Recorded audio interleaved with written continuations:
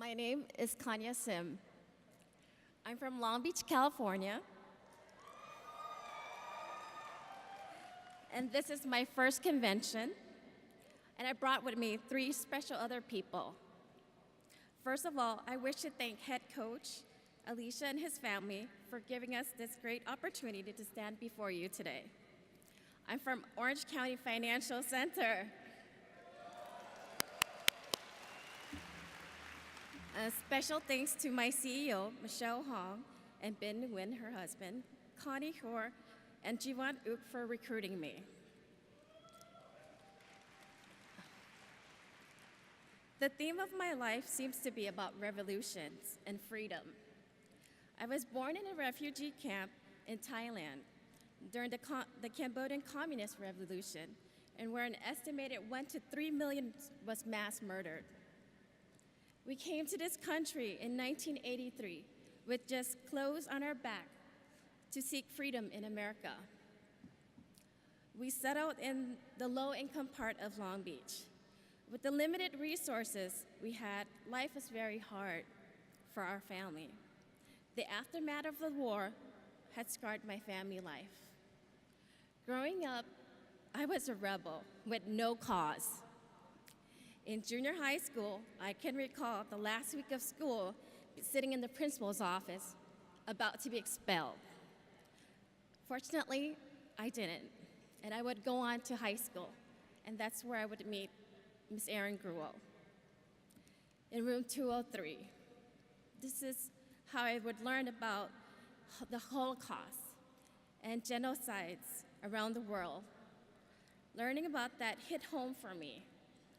I was one of those kids that were labeled the unteachable. But through her guidance and belief, 149 other students were able to inspire, change the world by writing down our personal stories into a book that we now call Freedom Writers. Why I joined WFG? Well, in 2014, my father entered the emergency room, and before my very eyes, he suffered a stroke. Right away, he died from a brain aneurysm. After his death, we scrambled to put together his funeral service. I was so distraught and ashamed that as his daughter, I could not provide the life I wish I could give to him. I never got the chance to utter the words ever in my life that I loved him. Because of cultural difference, we were taught to not express our feelings. So for a while, that it wouldn't matter much. No matter how much money I would make, it wouldn't matter because I couldn't revive my father to be alive. So I lost hope and I didn't care. But shortly after, I realized I have a duty to continue fighting to ensure that my son's future would be better, just like my dad did for us. Wallowing in self-pity would do no justice. I would make it as my life mission that with what my father suffered to bring me to this country, I would go on to make better causes so that other families will be properly protected and gain wealth. I am honored to be part of this revolution as a financial freedom fighter.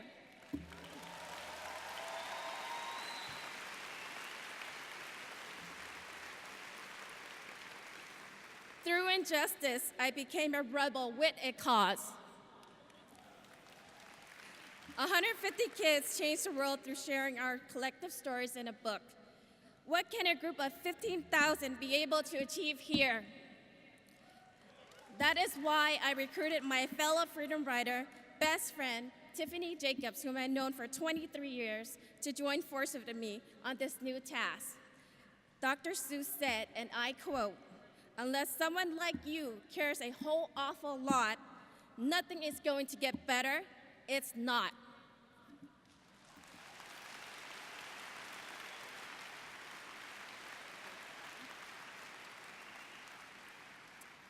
Hello, my name is Tiffany Jacobs. Before living in California, I was actually born in this great state of Louisiana. Give it up for Louisiana.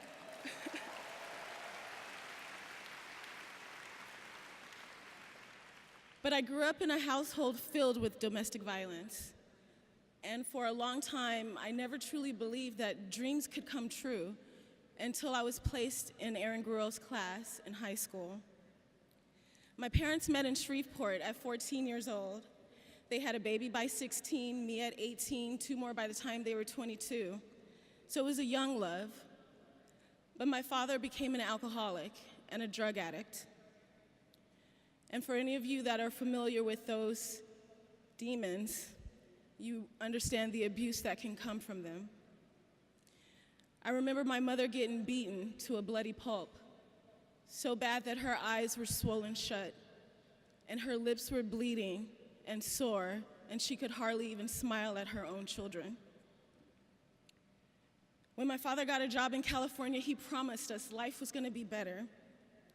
But when we got there, unfortunately, he led us to a life of homelessness and desolation, where we had to live on the streets, in hotels and motels, homeless shelters with rats and roaches, never knowing where our next meal would come from, always depending on the government every first of the month just to survive. If you've seen the Freedom Writer movie, then you've seen my mother standing on those streets with a homeless will work for food sign, striving to feed her family. So I know why financial literacy is so important for all communities, because if my mother had known better, she would have done better to protect and provide for her family.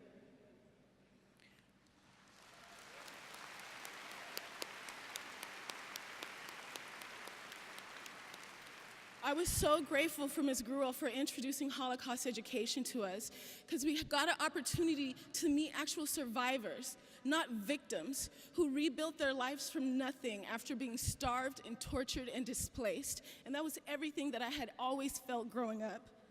And for the first time, I got excited about education because I thought real change is possible.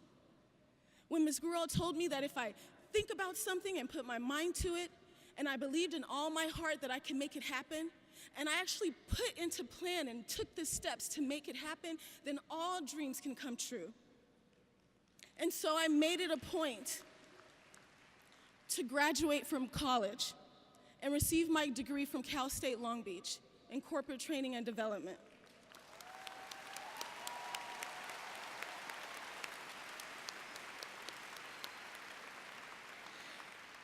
But still, that wasn't enough. You know those t-shirts that say I went somewhere and all I got is a t-shirt? Well, I feel like I went to college and I got a piece of paper with my name with calligraphy on it. I was still living paycheck to paycheck, still not knowing the financial education that would allow me to solidify my family's future and never live a life of poverty, never lay my head on a concrete ground ever again, never stand in a food line and ask for food to eat ever again. In high school,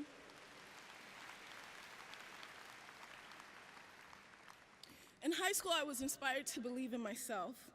And now that I know I can accomplish anything, my goal through WFG, WSB, is to reverse the cycle of poverty and teach families and help families to understand that they never have to live a hopeless existence. They can keep a roof over their heads. They can feed their families. They can thrive. They can prosper. They can teach financial education for generations to come. And that's why I joined this business. I know I can do it. Do you know you can do it? Ms. Gruel told me if I think it and I believe it, then I can achieve it. Can I hear you say that? If I think it and I believe it, then I can achieve it. I don't think I believe that. Did you believe it? I think we need one more round. Let's give it all we got. If I think it and I believe it, then I can achieve it. You better believe dreams come true. Thank you so much.